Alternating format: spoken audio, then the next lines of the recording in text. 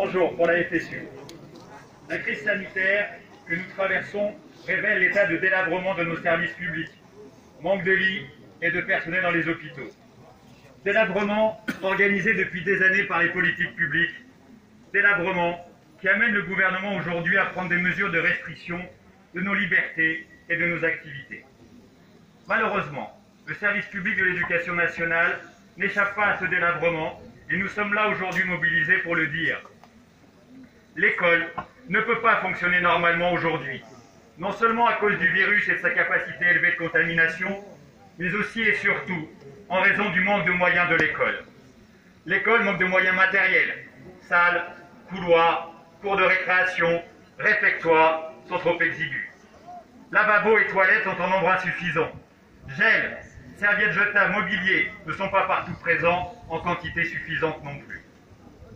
L'école manque aussi de moyens humains, d'assistants d'éducation pour veiller au respect du protocole, d'agents des collectivités pour le nettoyage et l'entretien, d'aide à la direction d'école, d'enseignants pour réduire les effectifs par classe et garantir la distanciation sociale, mais aussi pour mieux faire école et tenter de surmonter les retards, les inégalités que vient aggraver la crise sanitaire. Notre école aujourd'hui manque aussi d'enseignants pour garantir le remplacement des collègues absents. Tout ceci, nous ne cessons de le dénoncer et d'alerter à ce sujet depuis des années. Des mesures doivent être prises aujourd'hui pour permettre à l'école de travailler sereinement en toute sécurité. Il est aujourd'hui prioritaire, au moment où se prépare et se discute le budget 2021 au Parlement, il est prioritaire qu'un plan d'urgence pour l'éducation soit décidé et financé. Ce plan doit prévoir des recrutements de personnel enseignant et non enseignant. Ce plan doit permettre de renforcer réellement le protocole sanitaire des écoles et des établissements, et non simplement si possible.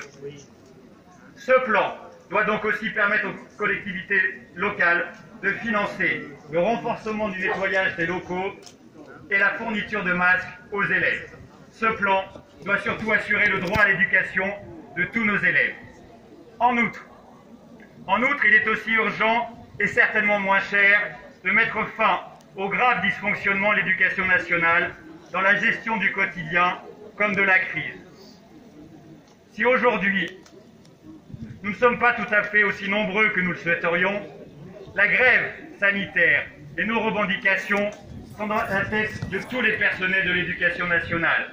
Car tous les personnels de l'éducation nationale en ont ras-le-bol de l'improvisation permanente et du mépris pour les équipes et le travail de tous.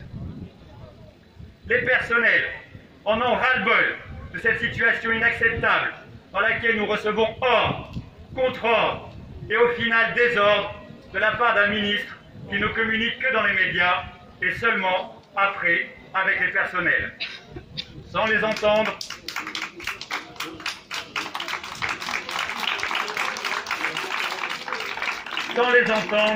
et uniquement par l'injonction. Il est ainsi urgent d'entendre nos demandes d'allègement de programme et de modification du calendrier des examens, en particulier du bac. Monsieur le ministre, soyez à la hauteur des enjeux de la crise historique que nous traversons. Soyez à la hauteur de la mobilisation de tous les personnels pour faire face à la crise sanitaire, tout en continuant à assurer au quotidien leur engagement auprès des élèves.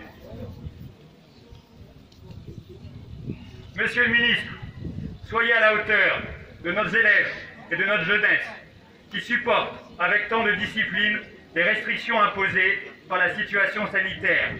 Entendez nos revendications d'un plan d'urgence pour l'éducation. Merci.